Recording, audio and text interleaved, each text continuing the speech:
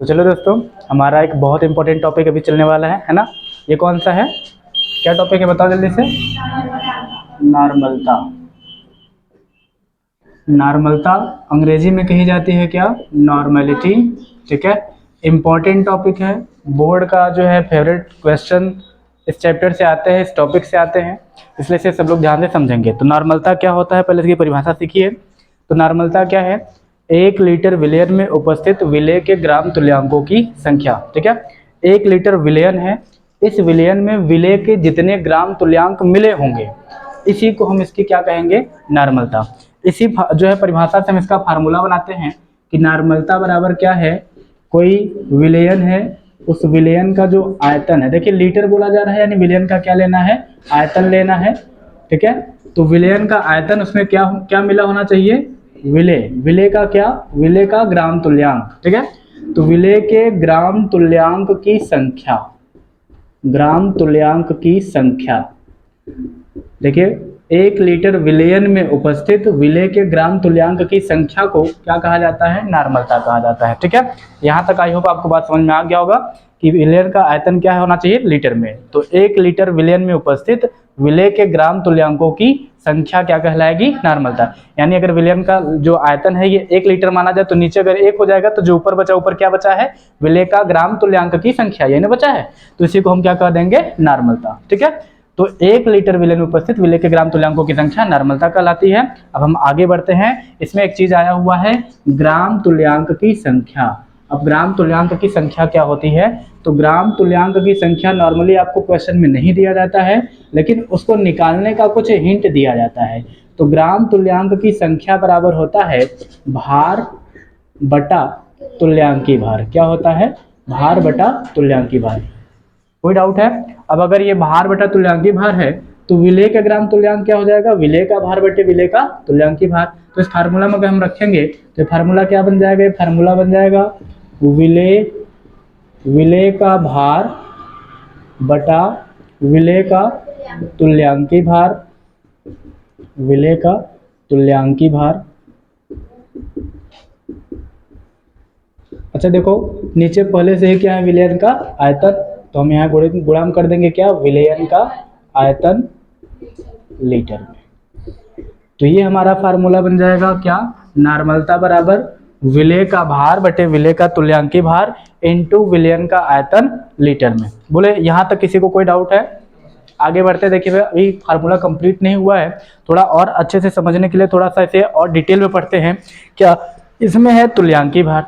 हम अणु भार जानते हैं, नॉर्मल भार जानते हैं, लेकिन तुल्यांकी भार क्या है, तो तुल्यांकी भार का भी होता है। देखिए तुल्यांकी भार बराबर क्या होता है, तुल्यांकी भार बराबर होता है दोस्तों क्या, अणु भार बटे कोई अम्ल दिया है। ठीक है, तो अम्ल की क्षारकता या कोई क्षारक दिया है तो क्षारक की अम्लीयता।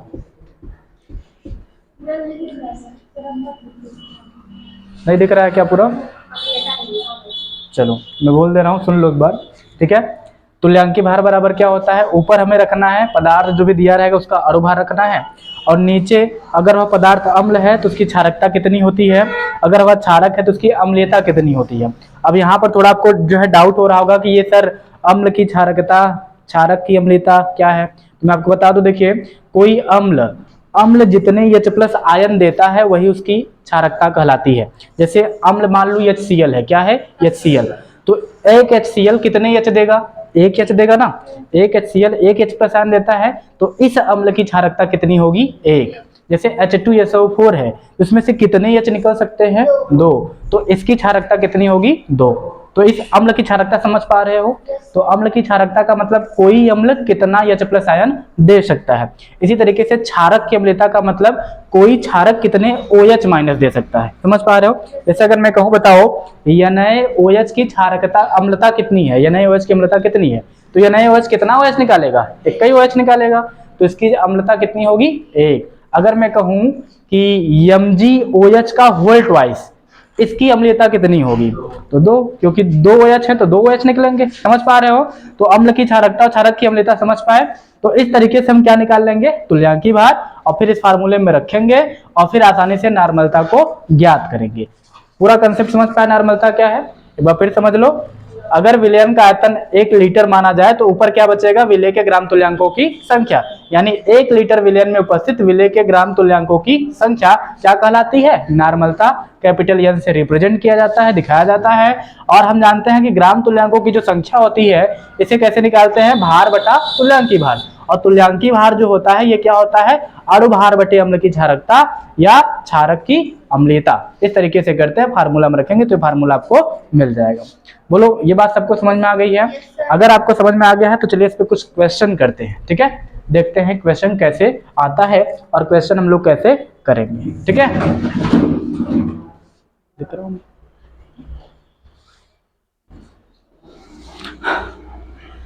चलिए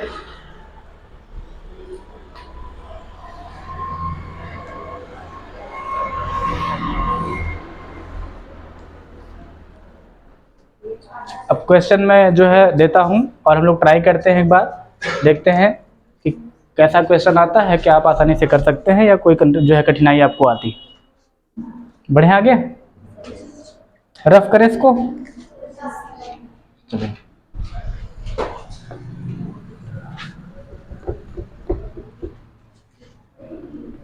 ये फार्मूला हम यहाँ पे रहने देते हैं और इस पे सवाल करके देखते हैं। नॉर्मलता पढ़ रहे हैं हम लोग, नॉर्मेलिटी इंपॉर्टेंट टॉपिक है। देखिए क्वेश्चन है, क्वेश्चन कह रहा है 80 ग्राम NaCl को 500 मिलीलीटर जल में घोलकर विलयन बनाया गया, ठीक है। जल में घोलकर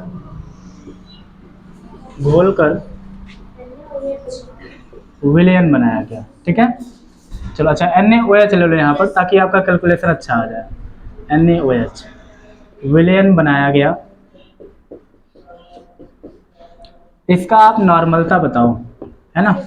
चलो ये सवाल है, अब इस सवाल को हम लोग हल करेंगे। किसी भी सवाल को हल करने के लिए सबसे पहले आप देख लिया करो कि सवाल में आपको किसका किसका मान मिला हुआ है। तो ये पूरा देखकर आप ये आसानी से बता सकते हो कि NaOH यहाँ पर विलय है कि विलायक है कि विलयन है, क्या है बताइए आप लोग। तो चलिए यहाँ पर NaOH हमारा क्या है, विलय है, ठीक है। तो ये जो विलय है इसका हमें क्या मिला हुआ है, 80 ग्राम भार। तो विलय का क्या मिल गया है, भार कितना है, 80 ग्राम। 500 मिलीलीटर जल में घोलकर विलयन बनाया गया है, मतलब जो विलयन बनाया गया है उसका भार कितना है, 500 मिलीलीटर, ठीक है। विलयन का क्या मिला है आपको, आयतन। विलयन का आयतन मिला हुआ है और वो भी कितना मिला हुआ है, 500 मिलीलीटर। एक बात बताओ, आपको विलयन का आयतन किस में चाहिए, लीटर में। हमें किस में मिला है, मिलीलीटर में। तो इसे लीटर में कैसे चेंज करेंगे, 1000 से भाग देंगे। तो चलो भाग देते हैं 1000 से, तो ये हो जाएगा 500 कम 500 दूना, यानी 1/2 लीटर। बोलो यहाँ तक किसी को कोई डाउट है? ये मान हमें क्वेश्चन में ऑलरेडी दे रखा गया है, ठीक है। अब देखो आगे क्या होता है। अब हमें तो मान लो विलय का भार चाहिए, विलयन का आयतन चाहिए, लेकिन हमें कुछ और चीजें चाहिए, क्या, तुल्यांकी भार। और तब जाकर हम निकाल सकते हैं नॉर्मलता। तो तुल्यांकी भार क्वेश्चन में कहीं दिया है क्या, नहीं दिया है। तो हम क्या करें, हम जानते हैं तुल्यांकी भार कैसे निकाला जाता है, अणु भार बटे अम्ल की क्षारकता या क्षारक की अम्लीयता, ठीक है। चलो ये OH है यानी ये क्षारक है, इसकी अम्लीयता निकालेंगे। चलो पहले देखेंगे तुल्यांकी भार में निकाले, पहले तुल्यांकी भार। तो तुल्यांकी भार बराबर क्या होता है दोस्तों, अणु भार। अब चूंकि NaOH क्षारक है ना, तो क्षारक की अम्लीयता। चलो ये बताओ अणु भार किसका लोगे, इसी विलय का। अणु भार कैसे निकालते हैं, NaOH है ना, NaOH का अणु भार Na का कितना होता है, 23, है ना। ऑक्सीजन का कितना होता है, 16। हाइड्रोजन कितना होता है, 1। ये तो हो गया अणु भार, और नीचे क्या है, क्षारक की अम्लीयता। तो NaOH कितने OH दे सकता है, 1। तो इसकी अम्लीयता कितनी हो जाएगी, 1, यानी 24 16 1 हो गया, 40/1 का मतलब कितना होता है, 40। ये क्या निकाले हो, तुल्यांकी भार। क्या निकाले हो, तुल्यांकी भार। और हमें क्या चाहिए, हमें चाहिए नॉर्मलता। तो नॉर्मलता बराबर क्या है फार्मूला, विलय का भार बटे तुल्यांकी भार इंटू आयतन लीटर में। तो चलो विलय का भार कितना है दोस्तों, 80 ग्राम। और विलेय का तुल्यांकी भार कितना निकाले है 40, और आयतन कितना निकाले हो 1/2 लीटर, तो 1/2 लीटर। तो चलो करते हैं, n बराबर 20 दूना 40, यानी 2 में 40 हो गया, और 20 चौका 80, तो n बराबर कितना आएगा 4। ठीक है, हाँ ये हो गया हमारा आंसर। समझ पा रहे हो? कोई डाउट है किसी को नॉर्मलता के क्वेश्चन में? कुछ और क्वेश्चन मिलेगा तो कर लोगे क्या? चलो वेरी गुड। चलो इसके बाद इसको थोड़ा सा नोट करेंगे, तो फिर मैं अगला क्वेश्चन देता हूं, उसको ट्राई करेंगे।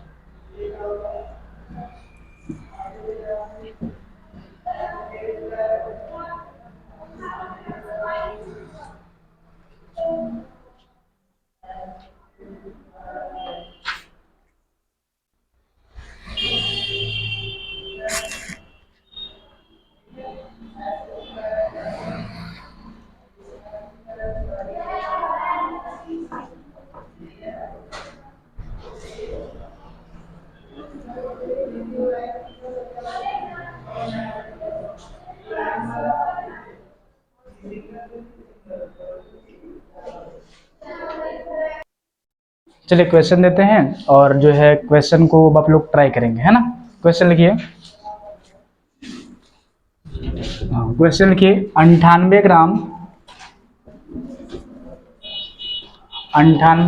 H2SO4, 98 ग्राम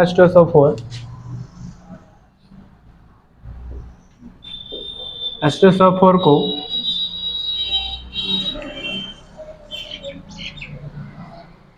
घोलकर 250 मिलीलीटर विलेन बनाया गया। 250 मिलीलीटर विलेयन बनाया गया। ठीक है, प्राप्त विलेयन की नॉर्मलता कितनी है? क्वेश्चन इजी है, ज़्यादा से ज़्यादा बच्चों का आंसर आ जाना चाहिए।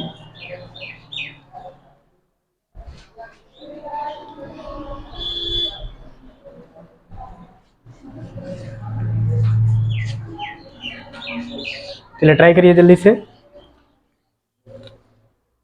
30 सेकेंड है, आंसर लो।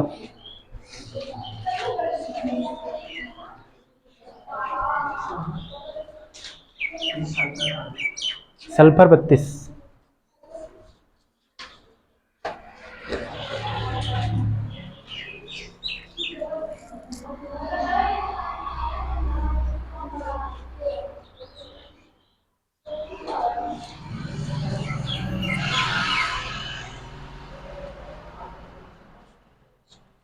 ट्राई करें जल्दी से,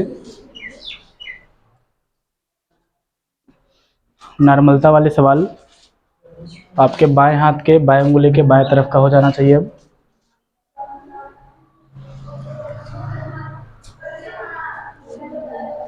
डन।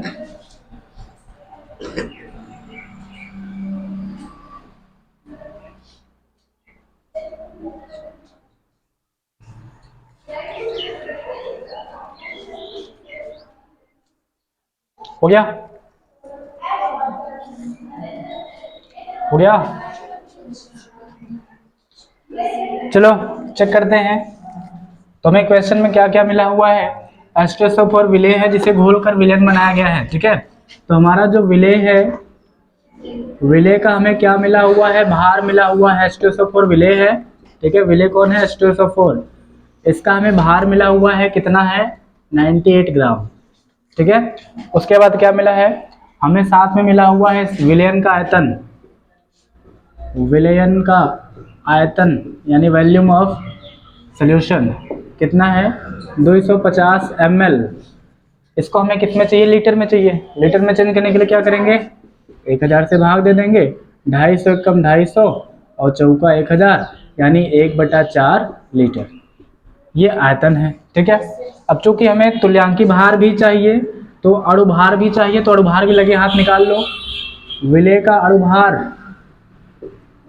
विलेय का चेक करते हैं, विलेय का अणुभार कितना है भैया, विलेय है क्या H2SO4, H का होता है 1, कई ठो H है 2, अगला तत्व है प्लस, सल्फर 32 होता है, अगला तत्व है प्लस, ऑक्सीजन 16 होता है, कई ठो है 4।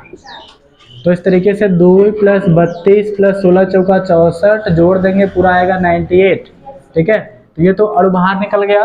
अब बताओ इसकी क्षारकता कितनी होगी, कितने H निकलेगा, 2H। तो चलो इसका तुल्यांकी भार निकाल देते हैं, तुल्यांकी भार इसका निकालते हैं। तो तुल्यांकी भार बराबर क्या होता है, अणुभार बटे अम्ल की क्षारकता। अणुभार कितना निकाले हैं, 98, और इस अम्ल की क्षारकता कितनी है, 2। H2SO4 कितने H निकालेगा, 2, तो कट के कितना आएगा ये 49। ये क्या आया है तुल्यांकी भार, लेकिन हमें क्या चाहिए, नार्मलता। तो नार्मलता बराबर क्या होता है, विलेय का भार।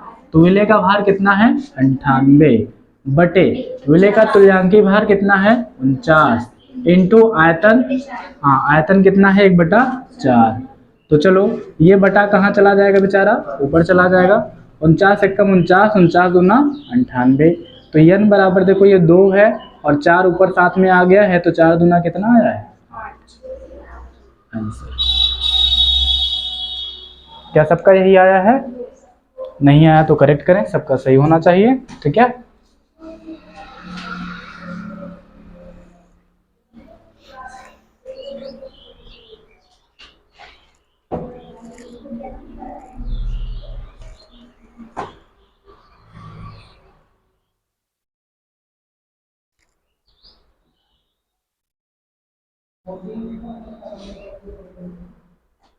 क्वेश्चन करना सीखिए। ठीक है, और ये सब इजी क्वेश्चन है, अगर ये सब नहीं आएगा तो फिर कैसे चलेगा, इजी क्वेश्चन जरूर आना चाहिए सबको।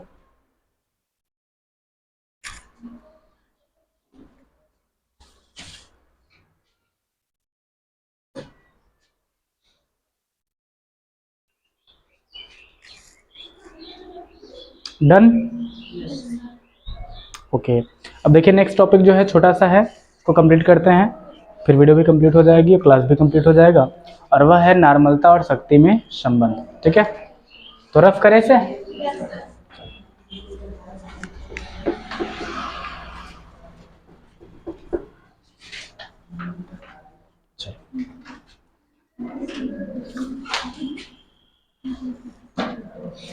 तो दोस्तों अगला टॉपिक है नार्मलता और शक्ति में संबंध। ठीक है, relation between normality and power. ठीक, तो ये हम लोग देखेंगे, बहुत इजी है, आप लोग खुद से निकाल सकते हो। देखो हम लोग जानते हैं, ठीक है, हम लोग क्या जानते हैं, ये जो सामने लिखा हुआ है कि नार्मलता बराबर क्या होता है, विलेय का भार बटे विलेय का तुल्यांकी भार इंटू विलयन का आयतन लीटर में। ये हमें तो पता ही है। हमें एक चीज और पता है, क्या पता है, हमें यह भी पता है कि जो शक्ति होती है, शक्ति, ठीक है, शक्ति बराबर होता है विलेय का भार बटे विलयन का आयतन, किसमें, लीटर में। ठीक है, ये शक्ति बराबर होता है, शक्ति बराबर विलेय का भार बटे विलयन का आयतन लीटर में, और नार्मलता बराबर विलेय का भार बटे विलेय का तुल्यांकी भार इंटू विलयन का आयतन लीटर में। बोलो यहाँ तक किसी बच्चे को कोई डाउट है? अब देखो तुरंत रिलेशन हम लोग निकाल दे रहे हैं। अगर आप ध्यान से देखो तो ये जो नार्मलता है इसमें विलेय का भार बटे विलयन का आयतन है कि नहीं, और विलेय का भार बटे विलयन का आयतन, इसको क्या कर सकते हो आप, शक्ति कह सकते हो। तो चलो इतने की जगह पर मैं क्या लिख देता हूँ, शक्ति। क्या लिख देता हूँ, शक्ति। तो बताओ नीचे क्या बचा है, विलेय का तुल्यांकी भार, विलेय का तुल्यांकी भार। ठीक है, तो ये नार्मलता बराबर होता है शक्ति बटा विलय का तुल्यांकी भार, या हम ऐसे भी कर सकते हैं ये हाँ ठीक है, विलय का तुल्यांकी भार इधर कर दो, नॉर्मलता इधर कर दो, या इसको इधर कर दो, इसको इधर कर दो, ठीक है। शक्ति बराबर आप ऐसे भी कर सकते हो, यहाँ पे चलो शक्ति बराबर विलय आओ, इसको यहीं रहने दो, ये चला आएगा इधर, तो शक्ति बराबर क्या निकल जाएगा आपका, नॉर्मलता गुणित विलय का तुल्यांकी भार, विलय का तुल्यांकी भार। थोड़ा सा ट्राई करना क्या लिखा हुआ है पढ़ने के लिए, है ना। तो क्या है बच्चों, शक्ति बराबर नॉर्मलता गुणित विलय का तुल्यांकी भार, ये संबंध निकल कर आया है किसमें, शक्ति और नॉर्मलता में। यानी जितनी नॉर्मलता होगी अगर उसमें तुल्यांकी भार का गुणा कर दिया जाए तो क्या निकल आएगा, शक्ति निकल आएगी। समझ पाए? तो चलो, जैसे मान लो ऊपर जो आपने क्वेश्चन किया है, अगर उसमें आपसे पूछा जाए, उसी क्वेश्चन को थोड़ा मैं आगे बढ़ा दूं, जैसे आपसे पूछा गया नॉर्मलता बताइए, उसी में ऐड कर दूं शक्ति भी बताइए, तो आपको क्या करना है, नॉर्मलता में विलय के तुल्यांकी भार की गुणा कर देनी है, तो जो आएगा वो क्या हो जाएगा, शक्ति। ठीक है, समझ पाए? तो चलो इसे बढ़िया से समझेंगे, बहुत इंपॉर्टेंट टॉपिक है।